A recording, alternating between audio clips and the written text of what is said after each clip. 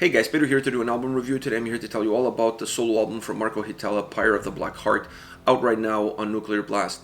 The album has 10 tracks and is 52 minutes in length.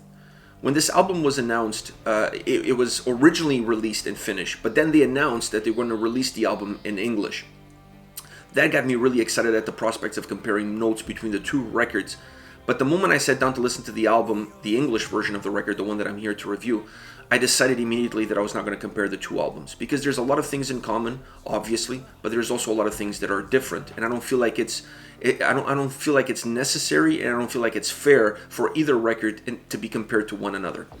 Almost like twins, you know, they look the same way, but they have very different personalities. So I really want to look at this album on its own individual merits or demerits, and not really compare it with the original release that was in Finnish.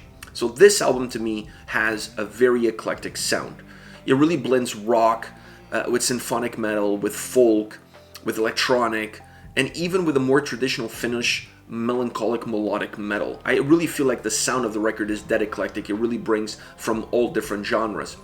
Having said that, the album has the ability to stay relevant all throughout 10 tracks. What I mean by that, staying relevant, is that when an album is this eclectic, it's very easy for you to get lost within the album and for the album to get broken up on a track-by-track basis.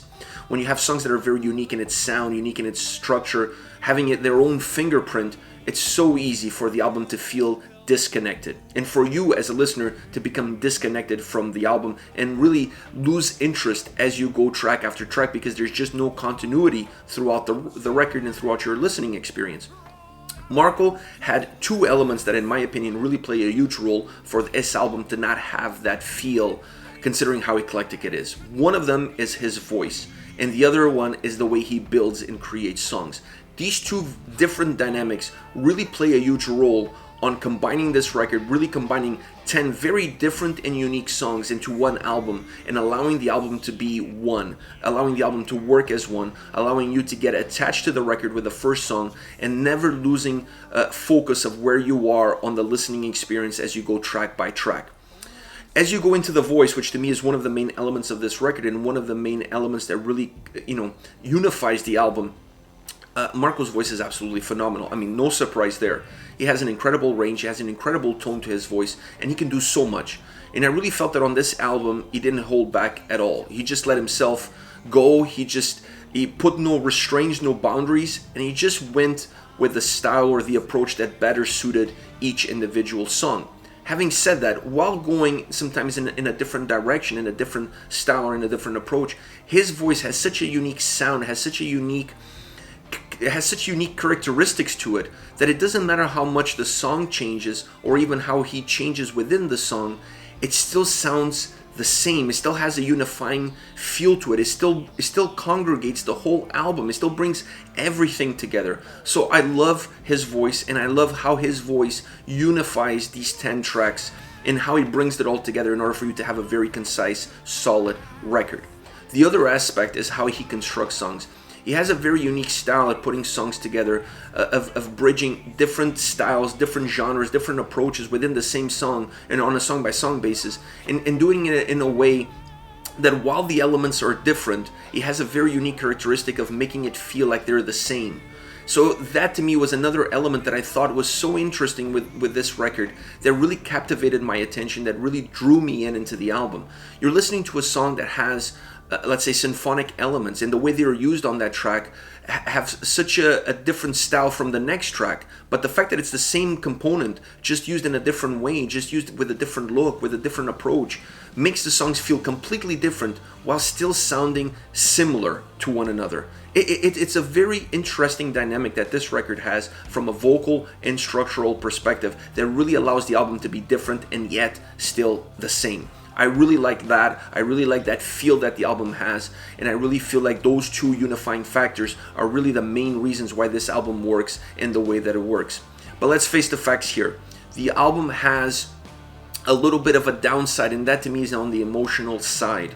Songs like these, with these topics, with these lyrics, definitely are easier for you to transport your emotion in your own native language. In English, it loses a little bit. The songs lose a little bit of the impact, they lose a little bit of the emphasis, they lose a little bit of the heart and soul.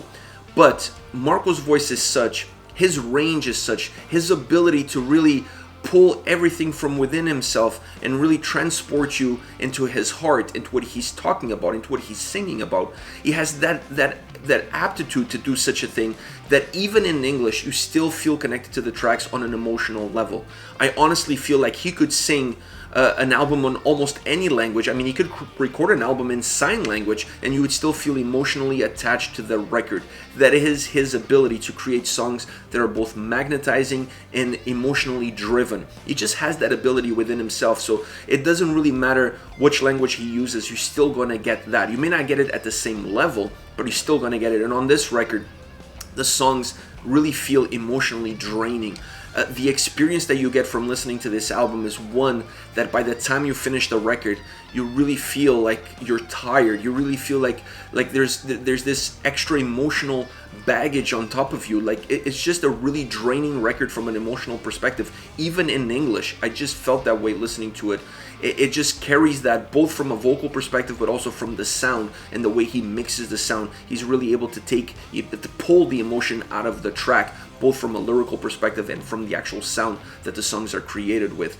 This is a great solo record, a masterpiece, I would say. It's just really well put together. Perhaps people would compare it, and like I said, I'm not going to compare it with the original release, but people will compare it with the original release and say that it's not as strong. But if you're listening to this album and you've never heard the original in Finnish, you would still feel extremely connected to this album. You still feel how strong this record is, how solid it is, how well put together it is. The production on this album is absolutely phenomenal. The music is really well put together, really strong, really textured, really layered. Even the most simple songs on the album feel so dynamic, and they feel like they have so much to give and so many moving pieces. He has the ability to make the extremely arduous and the extreme complex songs sound and feel so simple in its approach. Absolutely magnificent. What a musician, what a man, what an album. Now, as far as songs are concerned, I really want to touch on 3 songs that in my opinion offer a little bit of something different. And the first one is Dead God's Son. I immediately got attracted to this song. The dark opening keyboard melody really sets the mood for the track. This is a track that has a very somber feel to it, has a very dark approach to it. Using acoustic guitar and a little bit of keyboard melody together really adds to that dark embrace that the song has. And I really like what they did there. They didn't necessarily keep those components throughout the song, but they used them sporadically here and there within the track. So I really like what they did there, because it really allows that darkness to seep out of the track and then to come right back in. So it gives the song great dynamic. The chorus on this song really picks intensity. The verses are a lot more melodic, a lot more stripped down, a lot more straightforward, linear, but then the chorus really picks up on intensity, both vocally and musically, and it has a really catchy, hooky chorus to it that you just magnetize yourself to it, and it becomes an earworm. A song that in my opinion mixes a lot of symphonic metal elements to it with goth rock. Those two elements, in my opinion, are struggling for power here. You perhaps get one more in the verses and one more in the chorus, but the two of them are the two main driving forces of this track. For You is another song that I absolutely love. To me, feels almost like a stripped down, really heartfelt ballad. The emotion seeps out of this song, both musically and in the lyrics. It's just a song that's really emotionally driven. I like the feel that it has. It almost has a folk country vibe undertone to it, and that works really well with the stripped down effect that the song has. It really bridges that Finnish melancholic sound with a very unique atmosphere. There's this really strange dynamic of depression, sorrow, and self-awareness all put together in one single track. So I really like that aspect of the song, that emotional aspect that the song has, that is driven to you through the sound and through the vocals. The guitar work on this track is absolutely magnificent. Outstanding vocals. To me, those two components are the main driving forces of the track, the overall guitar work and the way the vocals come across. The interaction between the two is extremely important, and it really drives the song forward, creating this really unique song in its sound and its approach. One of the outstanding tracks on the album. The song is very haunting at times, and that comes from that embrace of those two components, vocals and the melody that comes out of the guitars. The way those two elements combine with each other really creates a very haunting track. Last but not least, Runner of the Railways, a very different song from any other song on this album. I really thought this song almost felt a little bit out of place, considering that the album has a very dark, melancholic undertone to it. This is a little bit more upbeat. At least to me, it felt a lot more upbeat than what I was expecting on the record. I like the fact that it has a little bit of a folk melody to it. It almost feels more like a folk song. And that folkiness that the track has is where the upbeatness comes from. It really creates a more lively track. It creates a track that's a little bit more up-tempo, happier, if you will, even though I don't think that's the right word to describe the style or mood of this song. But it has a great dynamic. It's definitely an uplifting track, one of the more uplifting tracks on the album, at least from a sound perspective. To add to this great uplifting feel, the song is very hooky and very catchy. One of those songs that immediately will be stuck in your head because of the chorus. The chorus is simple. There's a simple approach to both the lyrics and the sound in the chorus that allows this song to really remain with you just after one time going through it. The song has other components that in my opinion really add texture and feel and layers to this song. Being the keyboard solo, I really like the fact that they went with a keyboard solo and a violin solo. Adding these elements really changes the song. It really changes the dynamic of the song, changes the feel, and to have one after the other works extremely well for a song like this. It adds a little bit of darkness to a song that otherwise is very uplifting and, like I said, very folky. So it's a very weird dynamic that it's a song that has a very folky undertone. There's some darkness to it, and then when these elements come in, they add a little bit of darkness, but at the same time, they're very folky driven elements that just uplift the song at the same time. So there's a very strange balance, a very strange coexistence between darkness and uplifting nature of the song. Really enjoyable, really different, really unique. One of the outstanding tracks as well on this record.